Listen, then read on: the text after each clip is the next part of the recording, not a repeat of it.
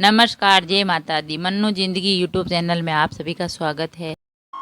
Friends, आज हम आपको हरियाली अमावस्या की कथा सुनाते हैं। हरियाली अमावस्या वो है 4 अगस्त को है और ये श्रावण मास में आती है। तो हरियाली अमावस्या का अलग ही खास महत्व होता है और इस दिन भगवान शिव शंकर की, भोलेनाथ की हम पूजा करते हैं और व्रत रखते हैं।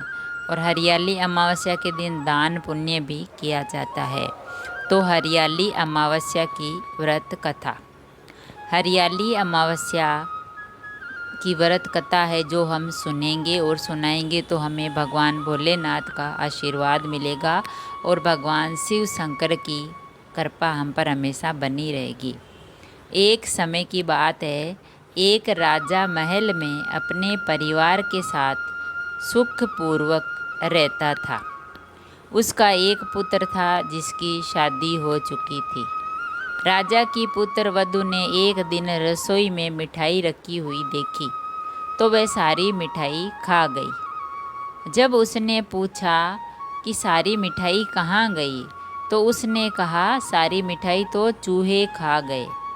ये बात चूहों ने सुन ली और वे इस गलत आरोप को सुनकर अत्यंत क्रोधित हो गए। चूहों को बहुत ही गुस्सा आ गया। उसके बाद उन्होंने राजा की बहू को सबक सिखाने का निश्चय कर लिया। कुछ दिनों के बाद महल में कुछ मेहमान आए। चूहों ने सोचा यही अच्छा मौका है राजा की पुत्र वधू को सबक सिखाने का, बदला लेने का।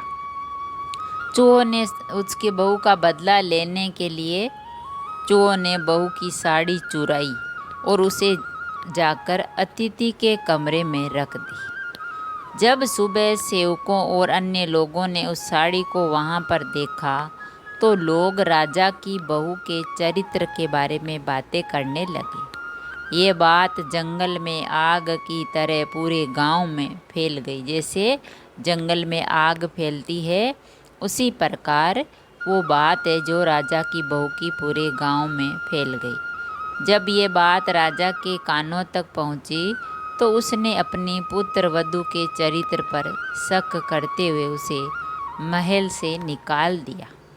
राजा की बहू महल से निकलकर एक झोंपड़ी में रहने लगी और नियमित रूप से पीपल के एक वृक्ष के नीचे दीपक जलाने लगी।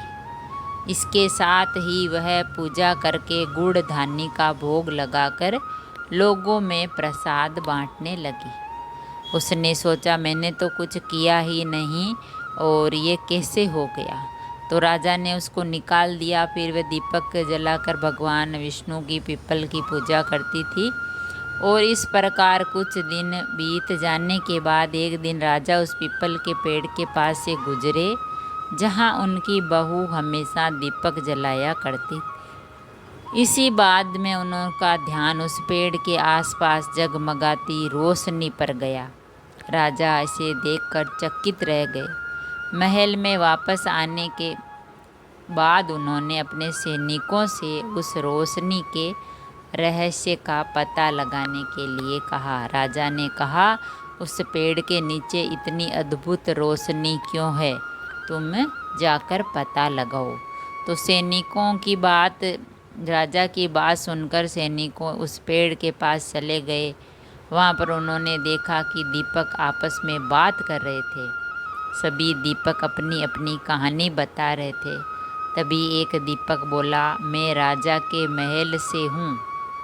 महल से निकाले जाने के बाद राजा की पुत्र वधू रोज मेरी पूजा करती है और मुझे प्रज्वलित करती है। सभी अन्य दीपकों ने उससे पूछा कि राजा की बहू को महल से क्यों निकाला गया।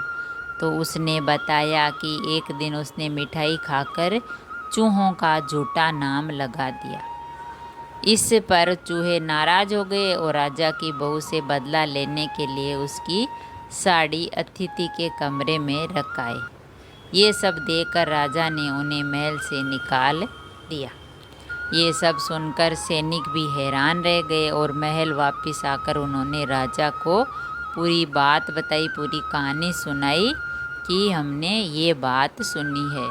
ये सुनकर राजा को अपनी गलती का एहसास हुआ और उसने अपनी पुत्र वधू को महल में वापस बुला लिया।